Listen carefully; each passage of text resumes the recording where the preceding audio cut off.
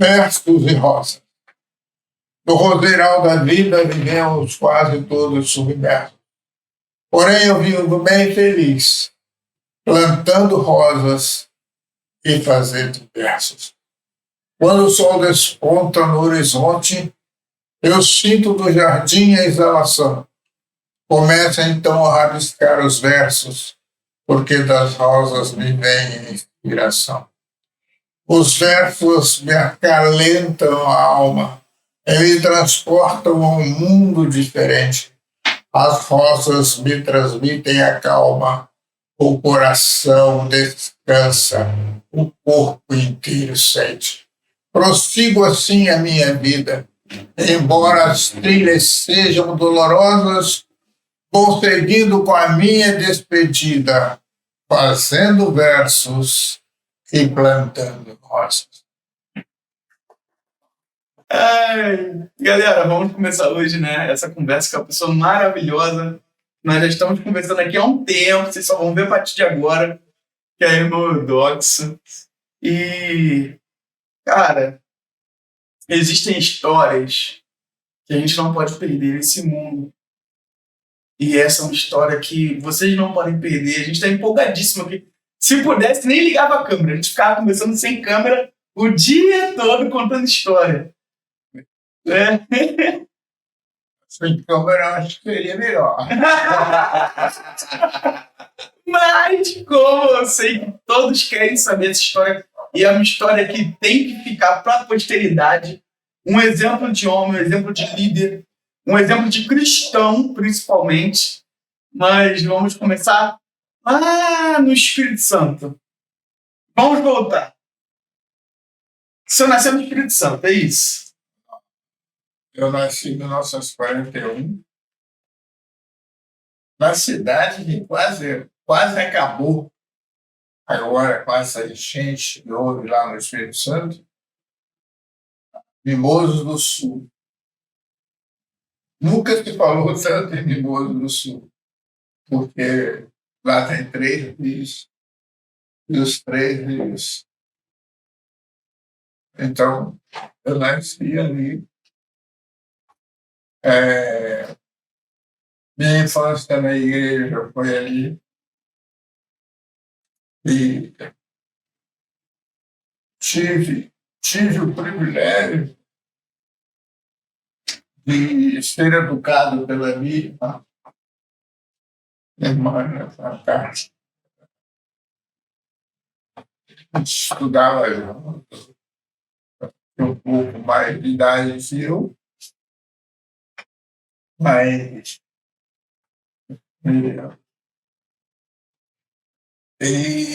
mas ela veio estudar no Rio de Janeiro, se preparou,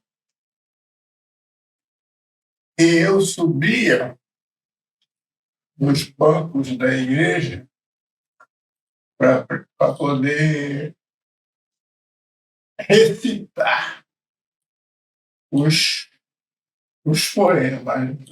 Daí a ideia de ter sempre a alegria, a vontade, o prazer de dizer o poema.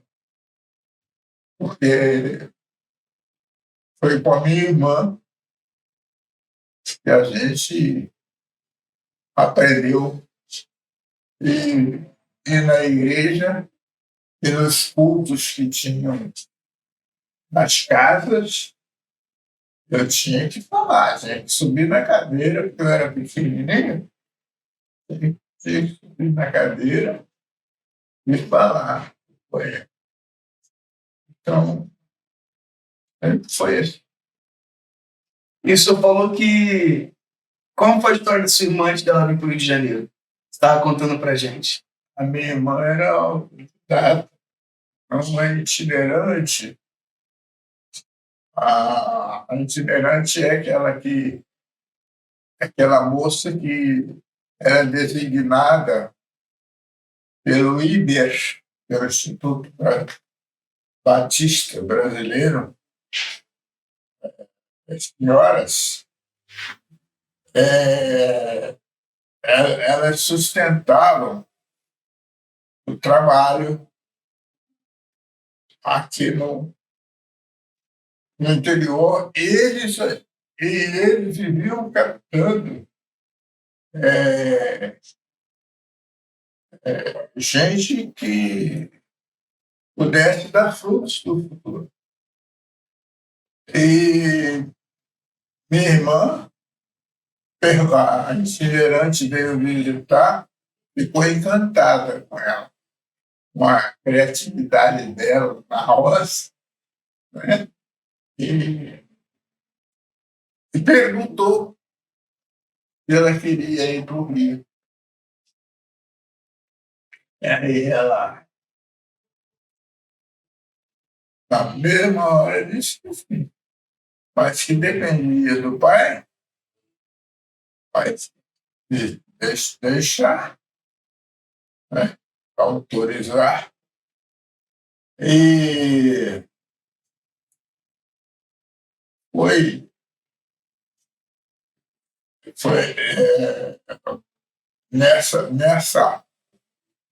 brincadeira, nesse leva atrás, a menina trouxe, a menina levou. Nós somos no Rio, né? Então a menina levou. A menina levou a minha irmã para apresentar. Um talento nato, tem que trazer para cá e tal. E ela veio estudar de graça. No IB. Líbia. Estudou de graça. Brasileira de educadores. E foi assim. Em princípio, foi assim, porque a gente não tinha condição de ir.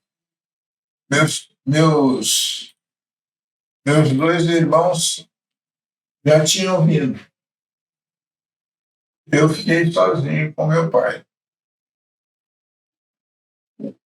Trabalhei na roça. Fui de riçador de café. Riçador de café é aquele cara que tira o café do pé. Muito perigoso por causa das jararacas, mas a gente tirava, colhia o, colhia o café. E sempre eu estudei na roça. A igreja era plantada num cacezal. Eu não sei como é que os irmãos, até hoje eu pergunto, como é que os irmãos, tinha o irmão Miguel, Pascoal, Norberto, Eloy, esses irmãos, como é que eles conseguiram, tá? Lá no meio da roça. Lá no meio da roça. Qual o nome da igreja que era lá? Era a Igreja Batista da Penha. Hoje não existe mais. Era,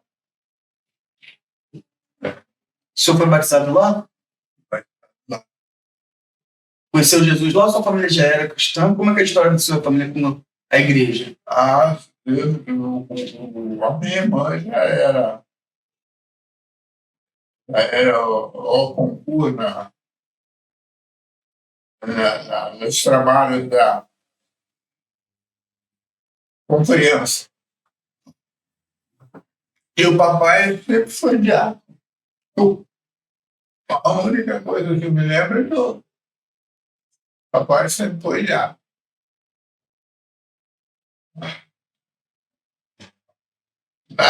Eu nasci crente.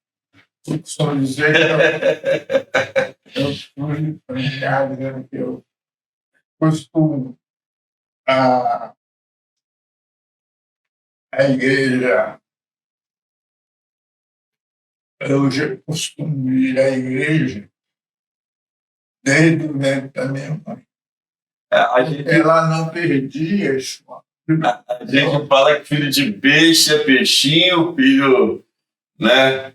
Mas filho de crente não é crentinho. Teve alguma experiência assim que marcou? O senhor foi criado na igreja desde o ventre, seu pai é diácono, sua família envolvida ali no ministério, mas teve assim, uma experiência, mesmo que era na igreja, assim, aqui Deus está me chamando e com todo esse apego, né, locutor de rádio e aqueles momentos todos que o caminho poderia ter sido outro para o irmão Eudóxio, para o diácono Eudóxio, para o jurista Eudóxio. Mas houve algum momento aqui, Deus está me chamando para uma obra.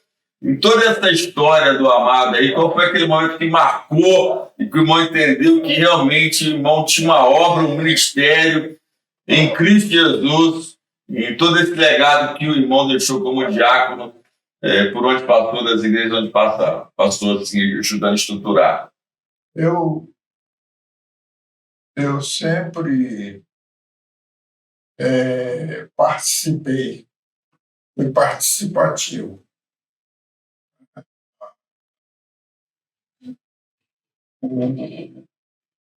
Participei de tudo. Era presidente da mocidade, depois presidente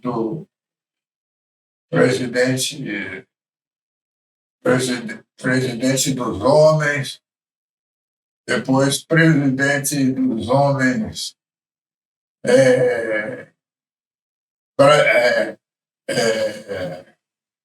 fluminenses, presidente dos homens do Brasil e a implantação do trabalho muito me orgulha.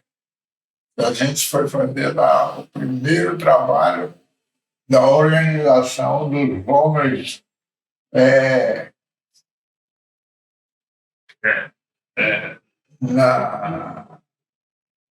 da organização era União Masculina Missionária Batista do Brasil. É interessante até que foi sem querer. Eu fui guindado, eu era professor do estado da Guanabara, eu tinha um vereador que era o presidente dos homens, Dirceu Amaro. É um homem, foi um gigante.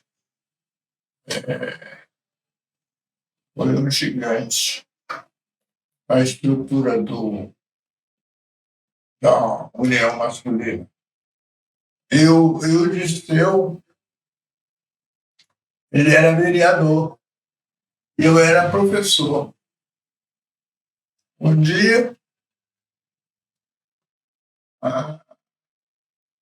ia ter uma festa lá e o prefeito Clabin, isso em 1981. 1981. O prefeito Clabin está presente. E alguém tinha que fazer uma saudação ao prefeito. Mas aí fica todo mundo se excusando. Não, eu sei fazer discurso, não. Então, e aí eu aproveitei, falei assim, eu vou fazer esse discurso, já que falei para a diretora, cheguei no cantinho e disse para ela, se você quiser, eu digo umas palavras a respeito. Eu estou sentindo bom, tal. Aí eu fui, fiz o discurso, e o Dirceu Amaro estava lá, vereador, crente, presidente dos homens. Eu disse, eu estou Rapaz, eu não sabia que você era professor do Estado. Era o Estado da Guanabara, né? Eu sabia que você era professor do Estado. Você quer ir para o meu gabinete com uma condição. Eu estou querendo fazer a revista dos homens e dos embaixadores. E se você topar, eu te levo para lá. Você não vai precisar assinar ponta, não vai precisar nada. Não. Naquela época, era fácil. Eu sei que no outro dia eu fui lá no Dirceu Amaro, e tem um filho que é pastor. Sabe? Aí ele, com a história dele, não, você é livre. Só tem que. A gente só tem que tirar essa revista para fora. Essa revista do Homem Batista e dos embaixadores do rei. E aí eu falei, vamos fazer. Aí, vamos fazer. E aí eu passei a trabalhar na Câmara Municipal. Você foi o primeiro redator, então, o primeiro escritor, idealizador da revista dos Homens Batistas e também dos Embaixadores do Rei, aqui no Campo Batista Fluminense do Rio de Janeiro, e que acabou espalhando aí para toda a Convenção Batista brasileira, né? Para todo o Brasil. Eu e o pastor Samuel. Pastor Samuel, pastor também gostava de escrever, então a gente fez. Naquela época não tinha muito material de embaixadores.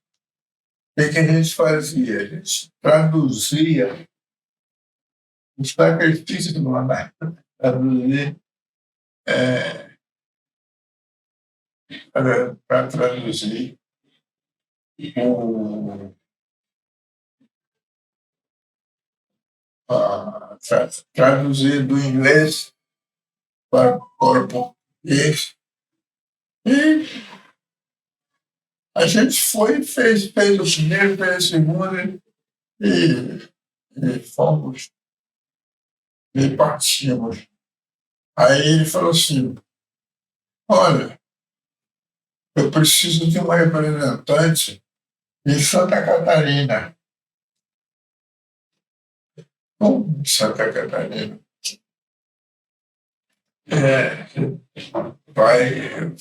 Já está tudo pronto. O culto de inauguração da Organização dos Homens Batistas Catarinenses. Aí eu falei assim, mas eu não tenho grana para fazer isso.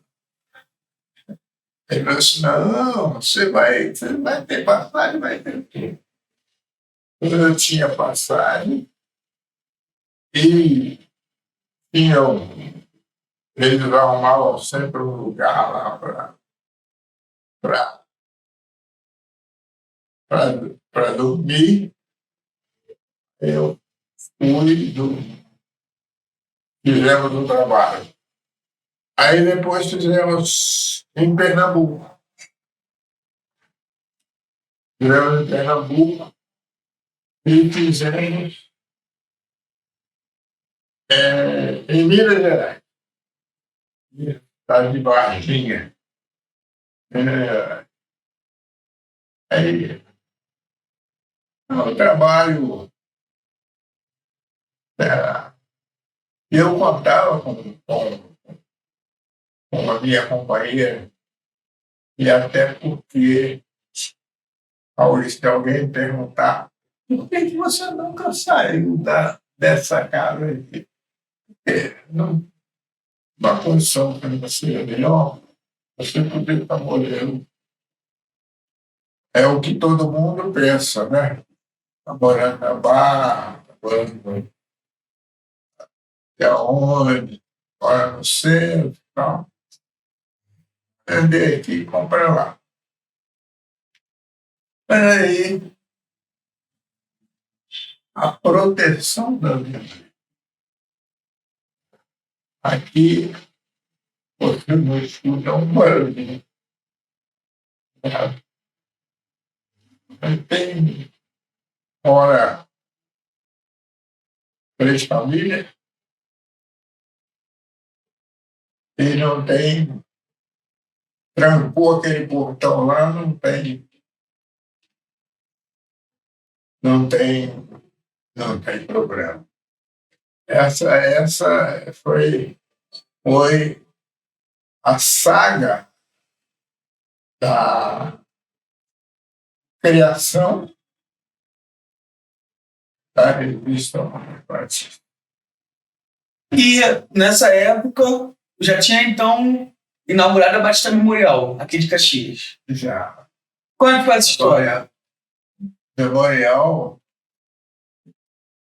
A Memorial de Caxias, ela é filha da segunda igreja batista. A maioria das pessoas não sabe. A igreja do pastor Eduardo, né? Pastor, pastor Eduardo, era pastor Jesus. Pastor Jesus faleceu, aí veio o pastor Eduardo. Mas aí,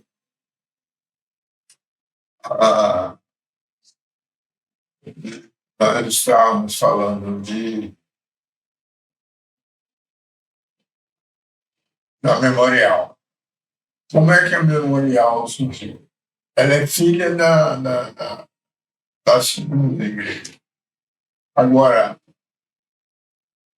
aconteceu uns fatos muito comuns entre os batistas. Às vezes era uma velhinha e tal, qualquer coisa, separava. Eu me lembro que o Heber um dia, o pastor Heber, falou, olha, não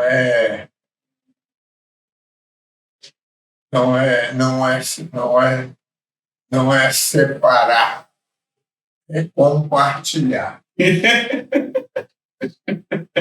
Interessante. A expressão dele. Nós não estamos separando, fazendo uma separação. Você disse na nossa consciência. É o presidente.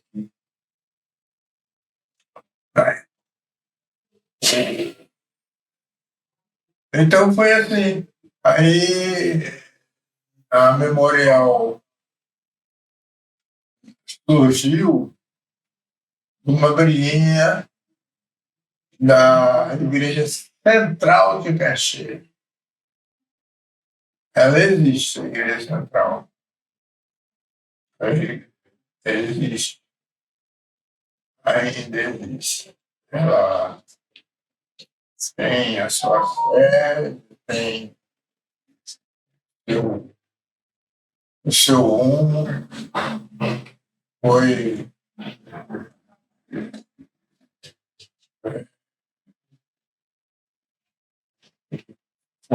aceita na convenção, na época tinha isso, né? Aceitar a convenção. Tal. E a Memorial, então, veio da igreja central que, na briguinha, tiraram carta todo mundo para.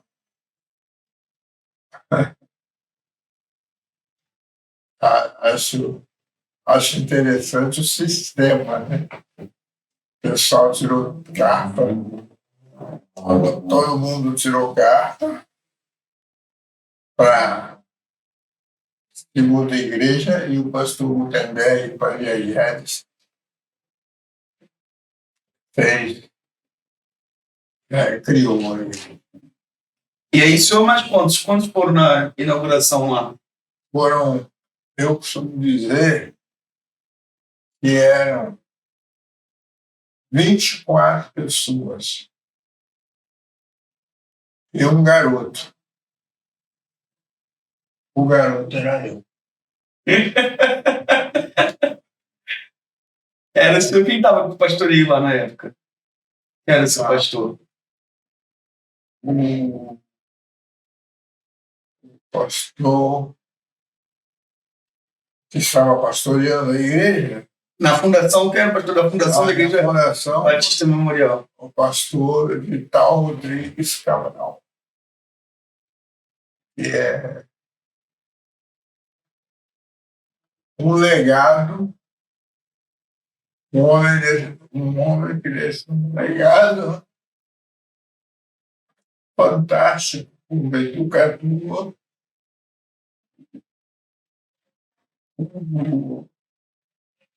como professor.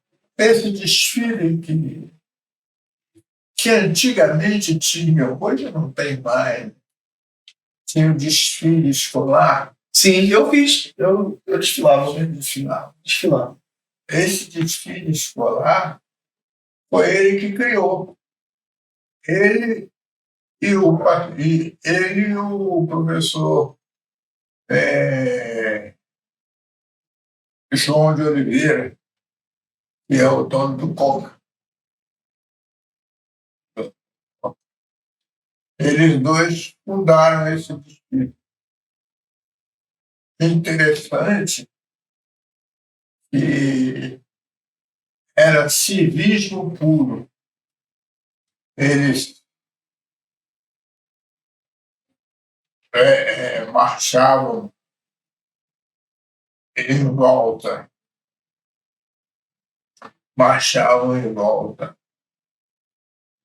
do pavilhão de Caxias, tinha um pavilhão ali, né? Caxias a cavalo. Aí, e dava a volta, parava em frente, cantava o hino nacional brasileiro e saía embora. Acabou. Festa cívica. Então, tinham as datas marcadas, que era o 7 de setembro, 21 de abril. Então, eles foram sempre. E quando Caxias se emancipou, esse se tornou Caxias, ele foi um dos chefes, dos que marcaram a criação do município de Caxias. O senhor tem uma história muito longa como educador também, né?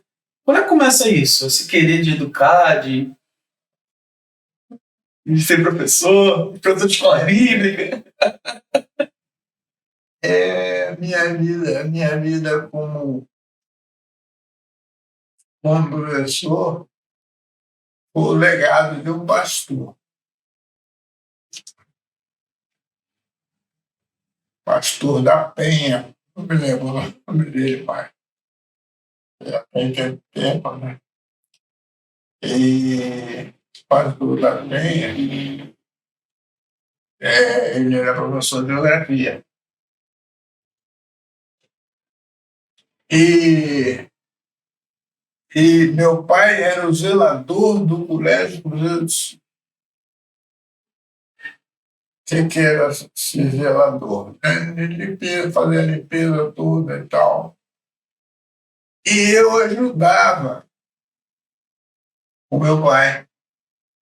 Eu estudava de manhã e a parte da tarde eu vinha para dar uma mãozinha a ele. Ele já estava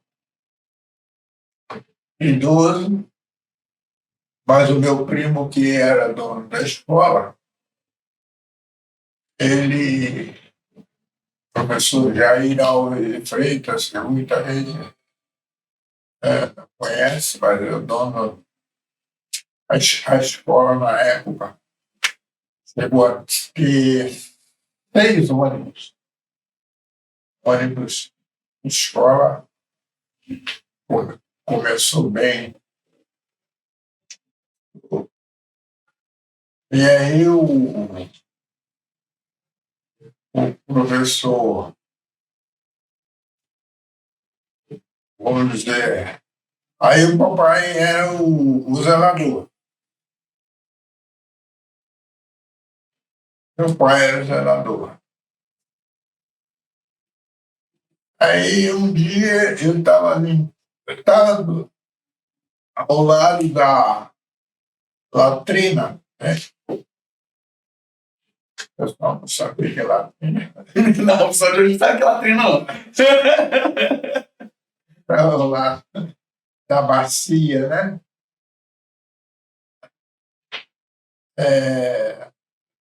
De receptáculos do banheiro. Eu estava lavando. Aí o diretor da escola chegou assim: o que você está fazendo aí? Eu disse: olha, eu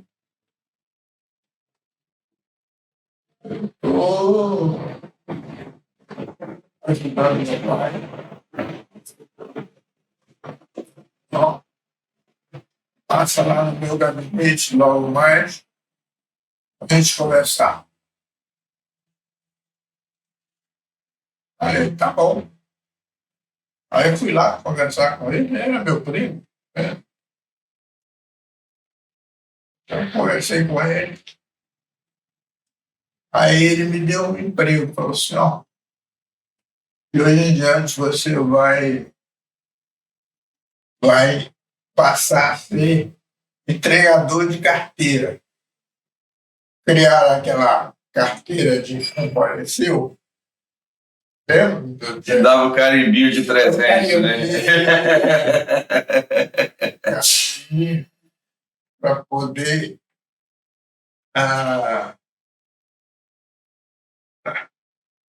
poder os pais ficarem sabendo que o filho apareceu. Era tudo. Não é do seu tempo, né? O Lucas ali ontem só. O aluno recebeu uma carteira todos os dias, no meio dos meses do ano. E a gente carimbava, compareceu. Recebia na entrada e entregava na saída. Aí o pai ficava sabendo se o aluno faltou ou não faltou. Porque naquela época era assim, tudo. Então, eu passei a ter essa função. E, além dessa função, eu também tinha uma outra. Qual era a outra função? A outra função era entregar as carteiras. Receber e entregar. Então a responsabilidade era grande. Não era coisa não. Aí não era fácil não. Mas aí morreu o professor. Acho que morreu.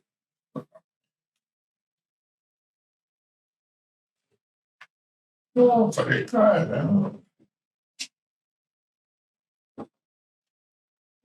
Morreu o pastor. E aí nós ficamos sem professor de geografia. E não tinha professor naquela época. E eu fazia o 4º ano. Fazia o 4º ano primário, o 4º ano ginasial. Aí,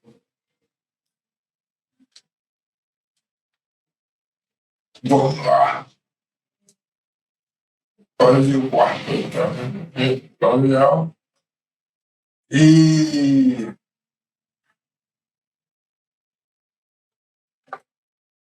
tinha que tomar conta da turma. E o professor não tinha professor. Vocês imaginam a turma sem professor? Mas não algazarra, né? A criançada toda. Mas eu era muito criativo. Aí comecei a brincar com ele, chamar a atenção.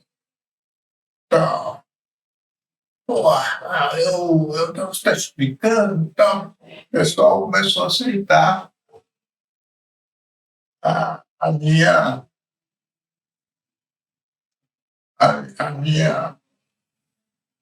aula. Aí eu falei, nós, para continuarmos, a gente precisa pedir ao professor Jair. Então a turma tem que pedir. Eu vou trazer ele aqui e vocês vão dizer, olha, enquanto não tem professor, vou dar o suporte. Dá a sua aulinha, dá uma aulinha de geografia para a gente. E a gente está gostando. Porque o professor não tinha didática na época. Era aquele... Então, os professores não tinham didática na época, era difícil. Aí, e eu, criativo, criei o meu método para dar aula de geografia. Aí eu peguei os rios, por exemplo, as montanhas, os rios, os mares, e fui falando. E o pessoal foi gostando. Porque até então eles não tinham. O professor mandava ler. Lê a página 25. Depois vocês vão responder as perguntas. Era assim que era a aula dele. Aí eu consegui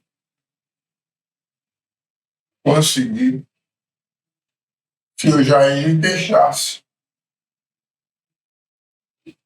dar aula. Não quero receber nada, não. Eu quero ficar livre dos alunos, porque enquanto eles estão estudando, o pátio está uma beleza. Fora disso, não é de graça. Aí eu fui, chegou uma professora com mestrado em Madrid. Oh, oh, e eu não. Oh, que bom, mas feliz da vida, né? Chegou uma professora.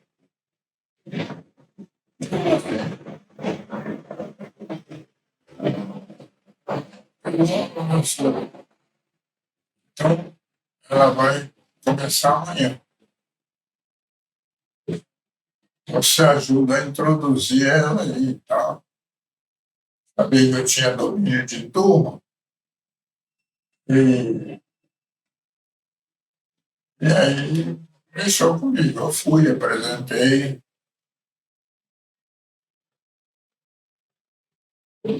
Aí teve uma. Isso não vai dar certo. Você e ela estudou fora do país, se preparou e tal. Naquela época, quem tinha mestrado em madeira,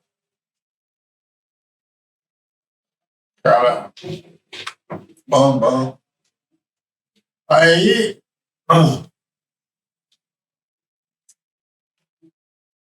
3 dias depois, a mulher foi embora.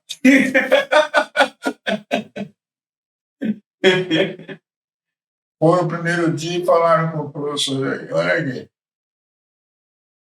queremos essa mulher, não. Queremos o Dawson. Por quê? E aí se espantou. Mas para mim foi bom. Depois, para mim, é, o que houve de bom nisso aí? Ela foi embora, aí o professor Jair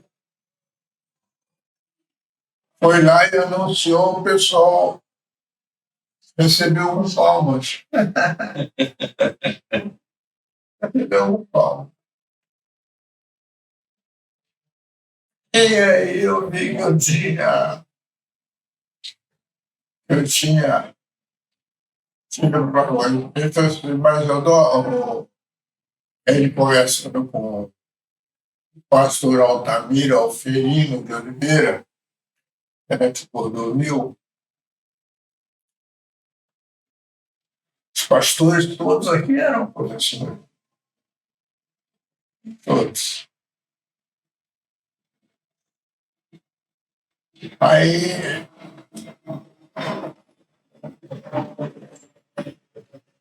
eu sei lá, foi carregada d'água, eles foram com a minha cara. Eu já tinha a minha habilidade. Aí é, o, o Jair, o tempo todo que o pastor morreu, ele pagou tudo.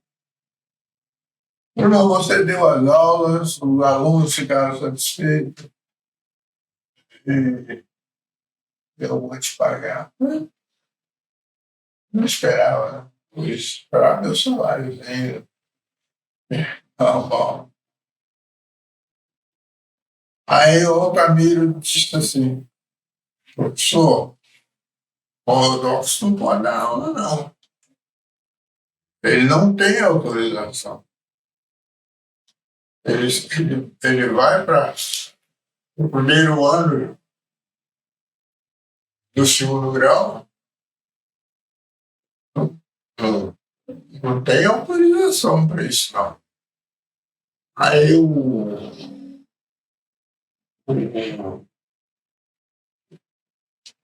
Altamiro disse assim: olha aqui, vamos fazer o seguinte. Olha o seguinte.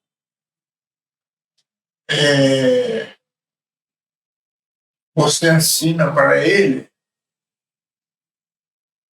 e a gente fica coberto. É o professor de geografia, o professor Altamiro. Você toma o Altamiro a assinar, pô, ele tá satisfeito. Pô. Muito melhor que muitos professores aí.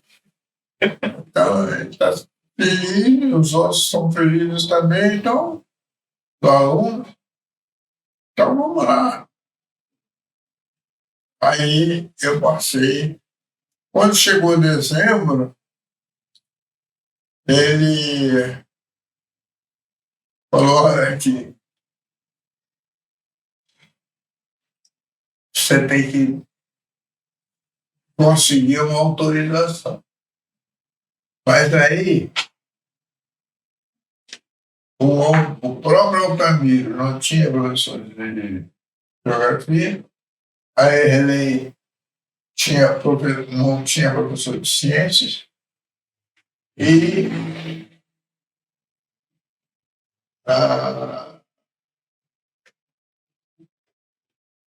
tem outra escola aí, o Barbosa, três. E aí, Erlei e Altamira. Aí eu comecei a trabalhar direto. Passei a ser professor. Mandei fazer um jaleco.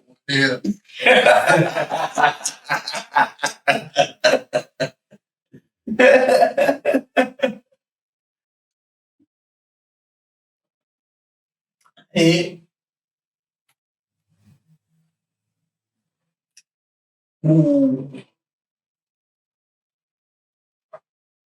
mandaram a carta para o Ministério da Educação e Cultura, do MEC, que era no estado do Rio de Janeiro, antigo. E tinha o estado da Guanabara e o estado antigo. Era o estado novo. Aí o que acontece? O cara disse assim, cara, de que maneira eu vou dar? Posso dar, não. Posso dar. Posso dar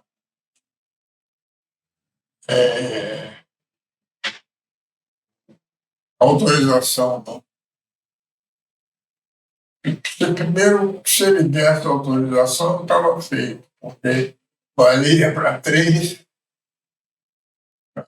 matérias, três escolas. Eu estava passei a ficar embreado. E aí eu falei assim, bom,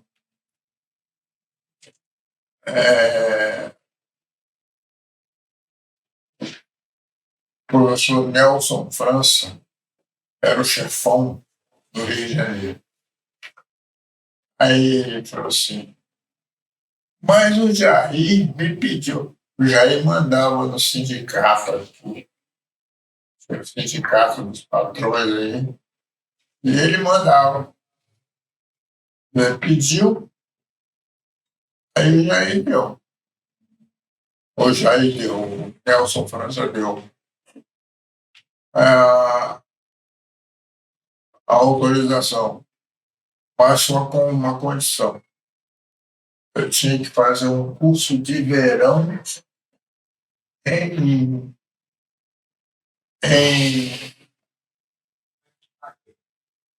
Friburgo, para você ver.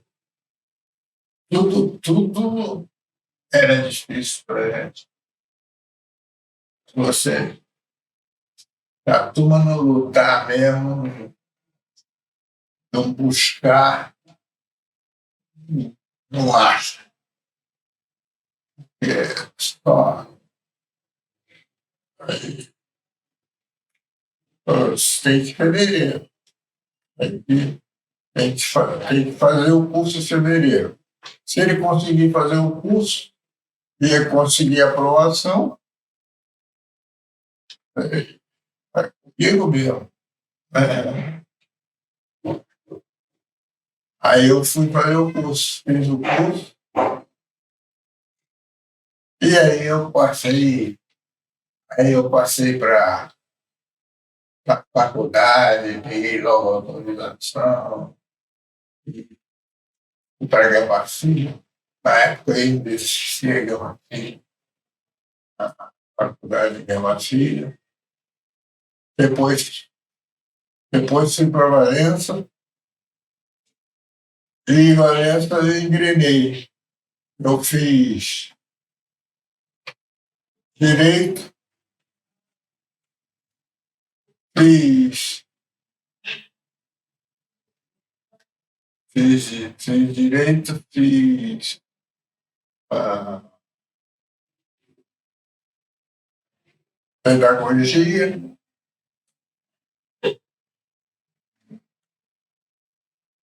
e aí eu fui aproveitando os créditos. Vambora! Fui aproveitando os créditos, fui fazendo. Curso de pós-graduação vai ter aqui, então, normalmente, já era o prenúncio dos cursos à distância, né? Já era o prenúncio do curso à distância. E aí eu consegui, assim que eu consegui entrar para a faculdade. Aí, quando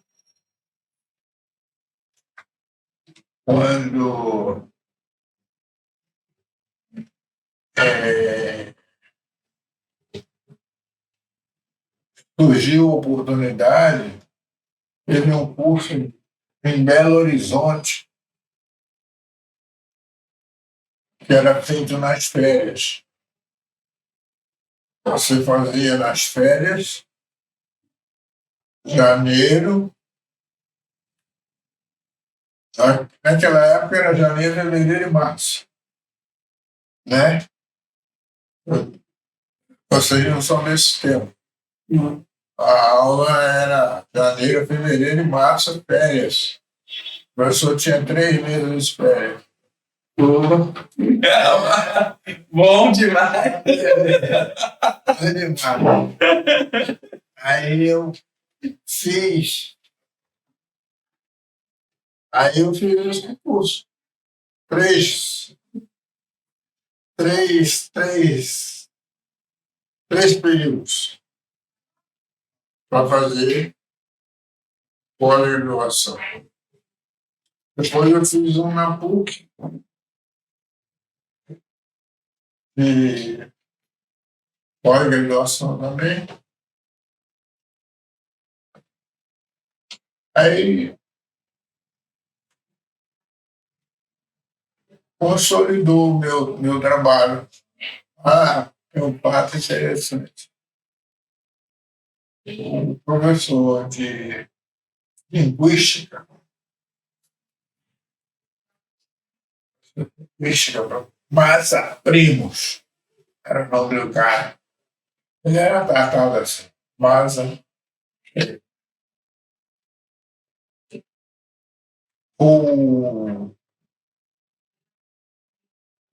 Ele, não sei o que ele me proporcionou. Aí não bastava só ter o curso, você tinha que ter a vaga e ter o respaldo de um outro professor para poder, o chamado professor auxiliar. Aí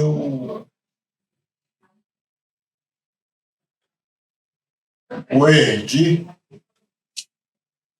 chamou para mim e disse: Adolfo, surgiu uma vaga de linguística. Você pega? Não, pego.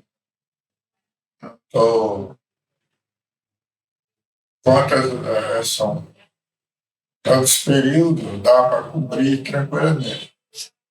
Então, agora, só tem uma coisa. O professor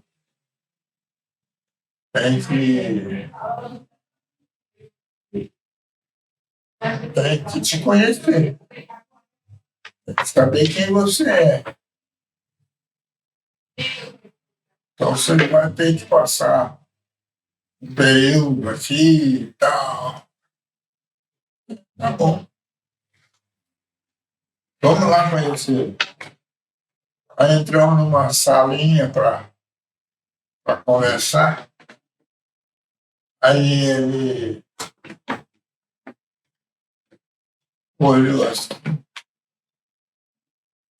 Nossa, foi um dos meus melhores alunos em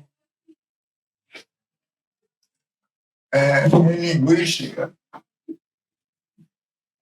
Na época que você deu aula para a AF, essa a época do Erdi. Aí, né?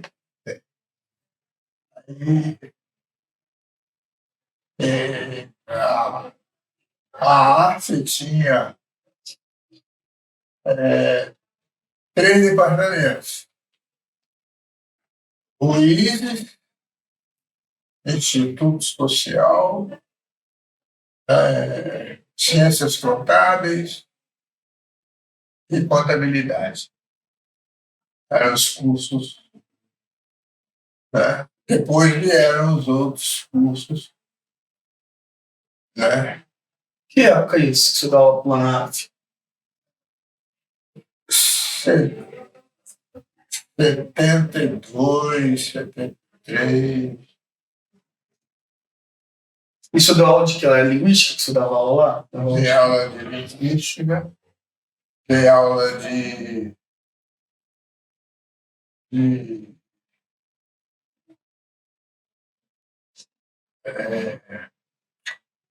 pedagogia e de letras. Que era meu forte mesmo, era letras. Né? Daí linguística. Mas aí eu consegui essas 3. E ia surgindo vaga, você dá. Nossa, ó, o professor não tem mais. Eu estava ali ao lado do pastor Varela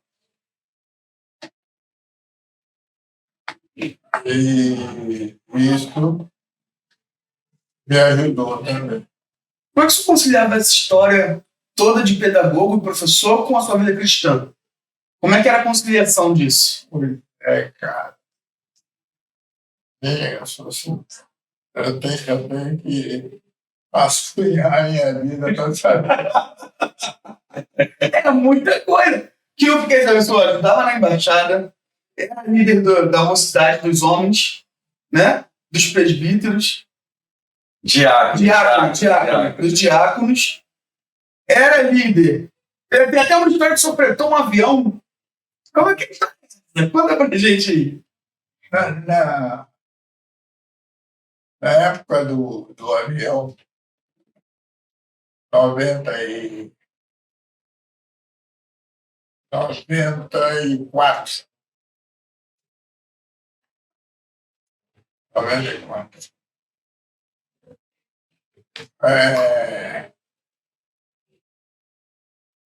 A convenção estava muito carente.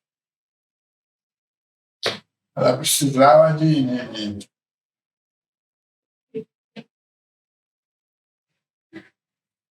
precisava de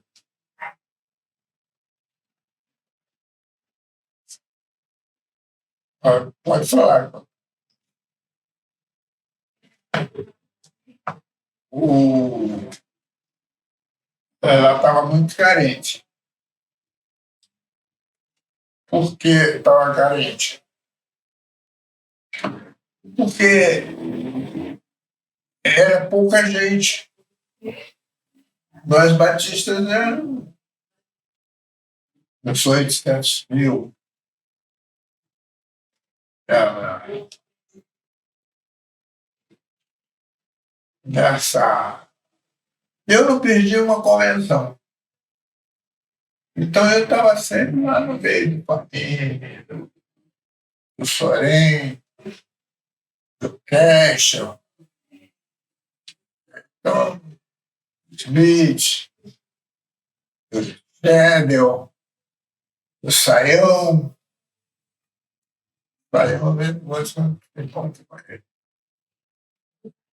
Aí estava muito rasa. Aí o Irlande me chamou, ele era o presidente, falou: "Não, vamos botar gente lá em Natal. Lá é um lugar bonito e você vai conseguir, você consegue levar mais gente." Então, será? Não, toma aí a propaganda. Aí eu dobrei a propaganda. Esse vira aqui. Irlande. Irlande Pereira de Azevedo. Grande ícone da convenção.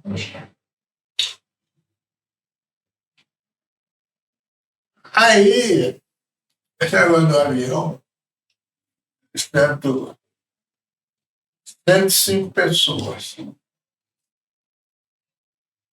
Aí eu comecei a fazer campanha. Vamos lá e tal. Avião em 4 vezes, 5 vezes. E quem nunca viajou de avião vai ter oportunidade.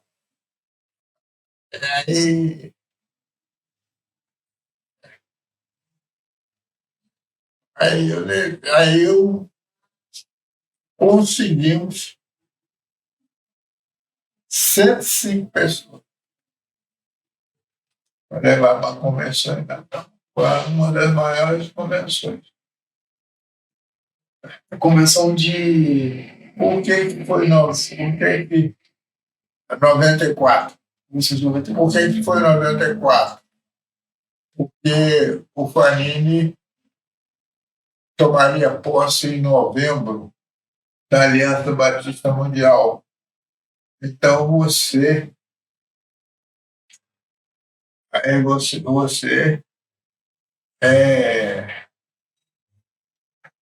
tinha outra empreitada, né? Tinha outra empreitada. Aí, quando passou a convenção, pessoal, agora nós vamos dar apoio ao Fanini. Vamos.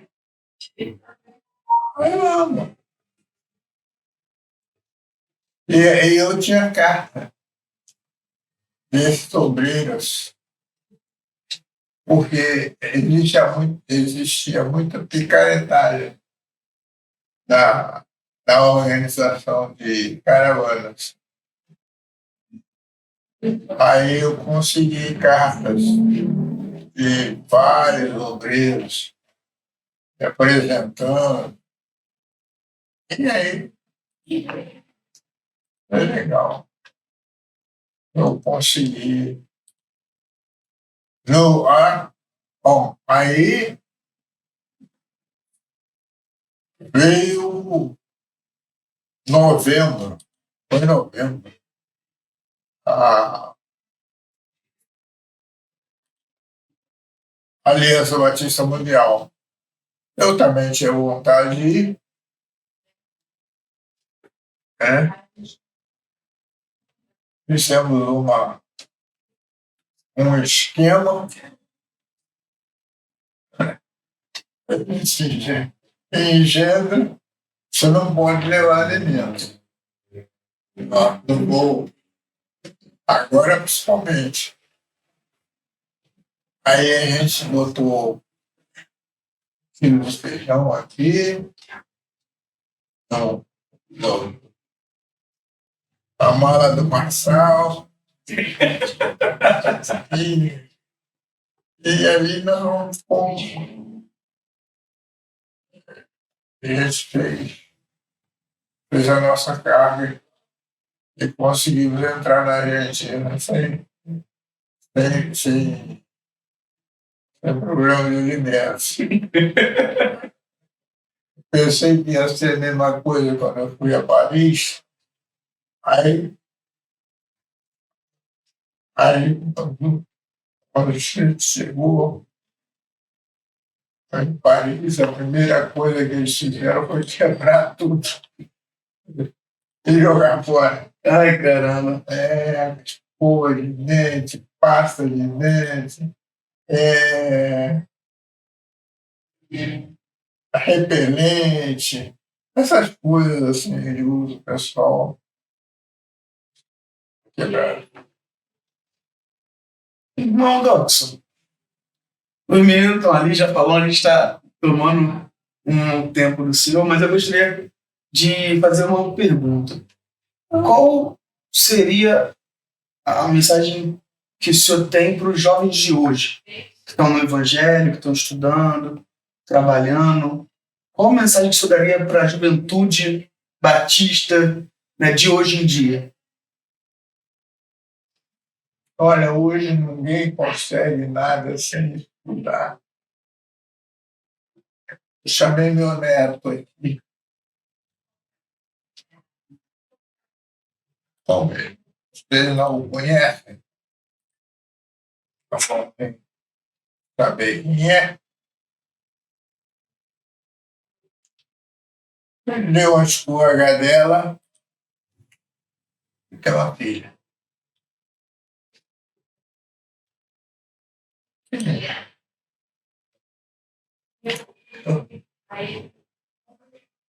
E conversando com meu filho, avô e pai fazem fofoca. Conversando nós dois. Aí, aliás, é bisavô. Aí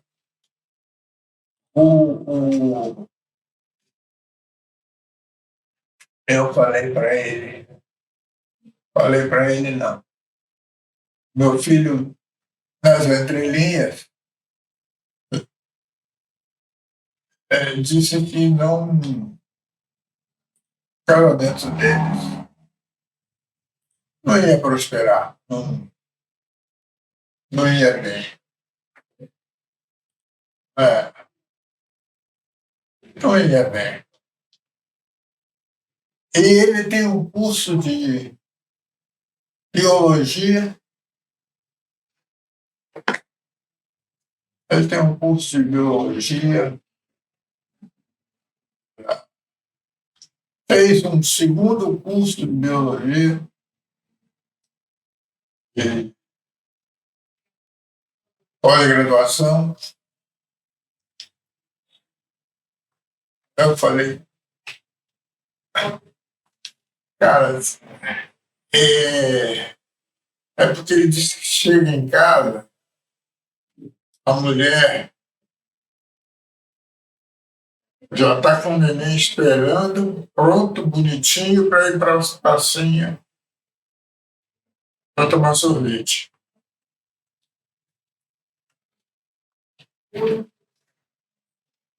Isso todo dia. Primeiro, ninguém aguenta financeiramente. Segundo,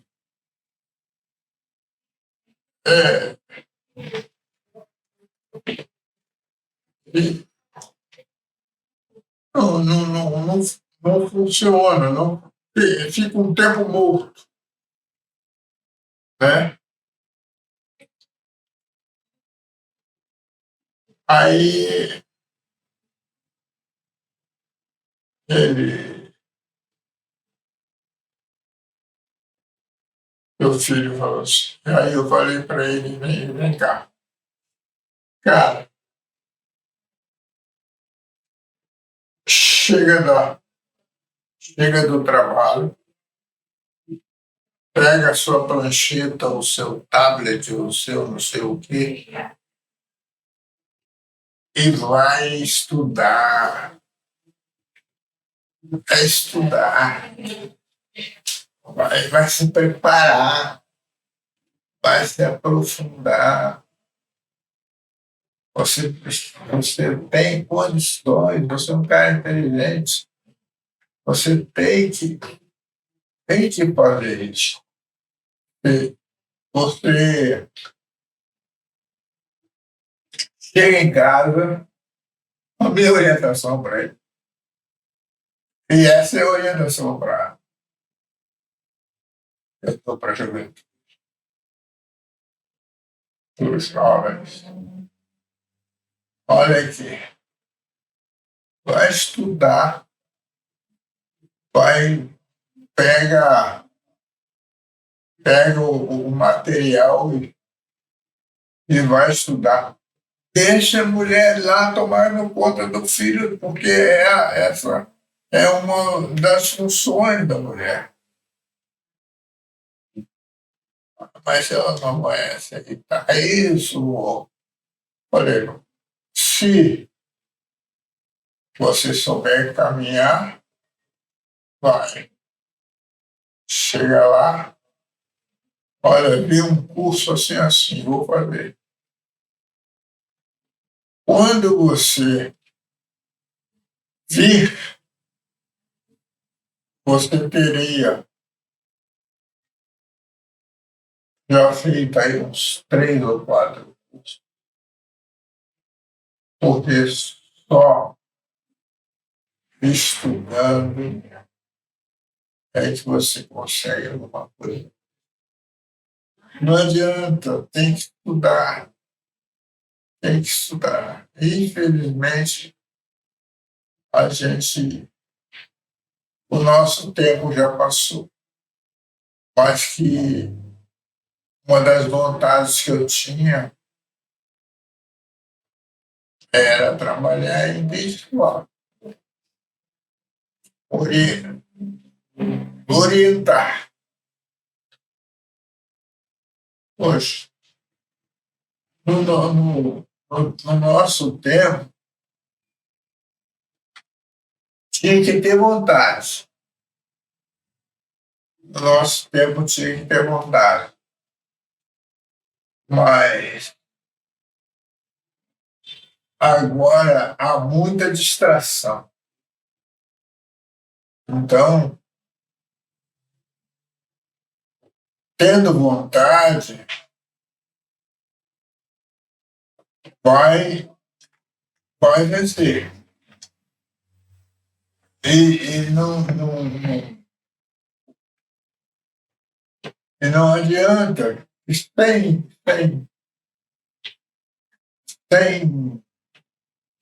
estudar, não vai, não vai marcar.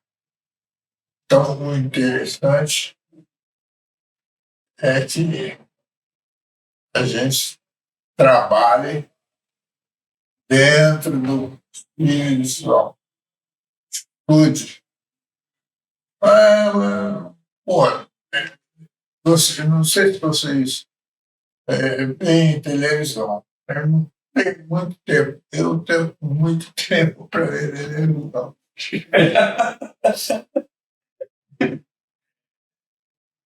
Eu,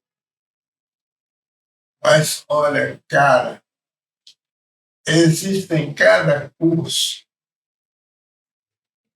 Os caras, se eu pudesse fazer isso,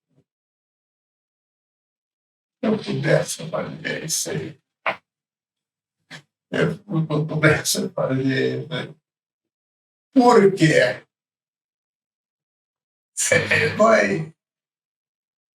Vai desdobrar lá na frente.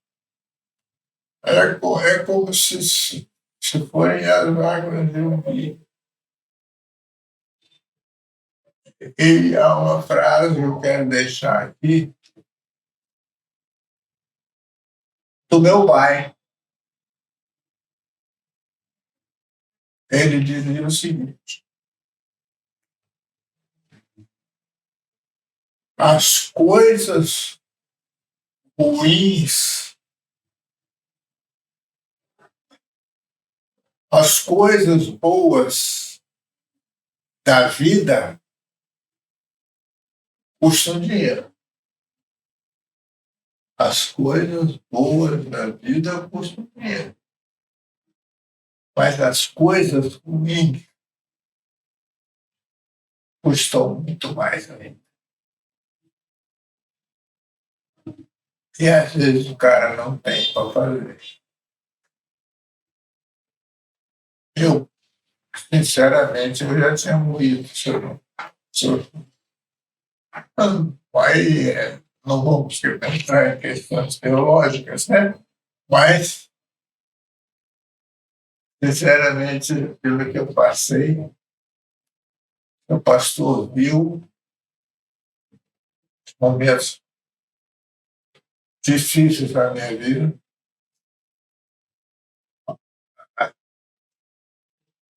E ainda estão difíceis. Estão difíceis. Eu ando pouco, ando caminho, mas ainda não estou no gatilho. Não estou no gatilho. Eu vou melhorar. Então é isso. As coisas boas da vida custam dinheiro. Eu um dia vou passear na Europa. Eu não sonhei em ir para a Europa. Surgiu a oportunidade, eu fui.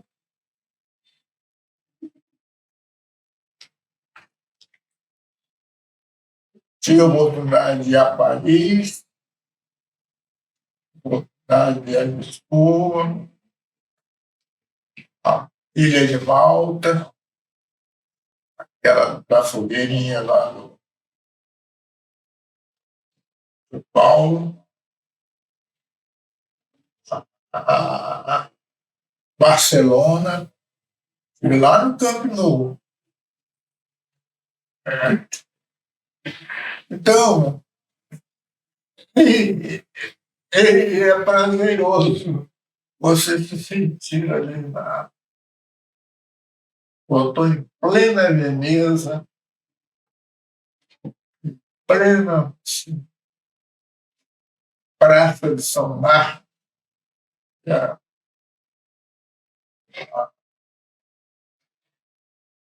E depois tomamos um navio e viemos embora. Mas,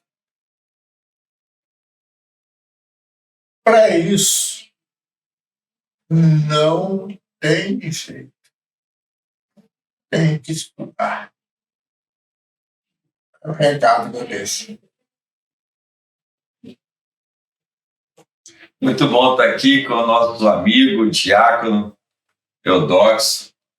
Um legado, né? Uma história linda de fé, e saber que esse homem contribuiu num período para a nossa denominação e deixa esse momento aí de reflexão para nós. Obrigado por nos receber aqui na sua casa, obrigado por essa forma acolhedora e poder compartilhar de forma tão generosa dessa história, dessa mente brilhante. E eu lembro, ele foi no nosso jantar de casados no ano passado e declamou uma poesia linda, maravilhosa, que até hoje os irmãos assim, falam e lembram. Então, que Deus assim o abençoe e obrigado. E até a próxima. Parabéns, Daniel. Parabéns a toda a equipe. Bom estarmos juntos aqui e podemos Então, mais uma história de fé. E é isso que nós temos, uma história de fé, um homem de fé. Inspira muitos, é inspiração para muitos, foi inspiração para nós aqui, para nós foi engrandecedor. E não só o que vocês estão vendo na câmera, que fora das câmeras a gente foi agradecido muito mais, né? Isso é só um recorte, né, de muitas histórias que nós escutamos hoje.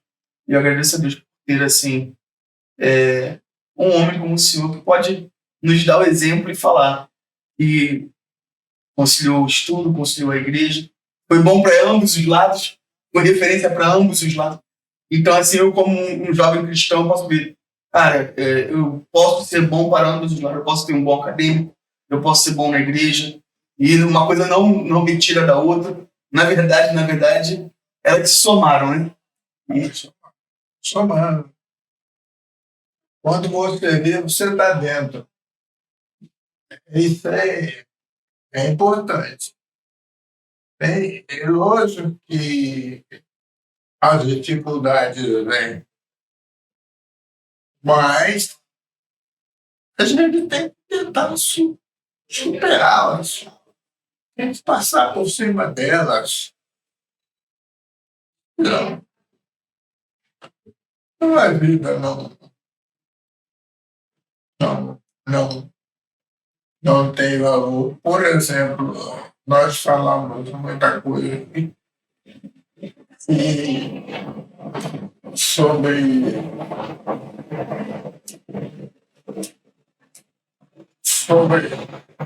a união masculina. Eu enchi o meu carro de jornal e ia para Campos, para Vitória, para Vitória. Para Campos, para Itapiruna, para Macaé, levar jornal, porque não tinha como comunicar, comunicação não tinha. Então, jornalzinho.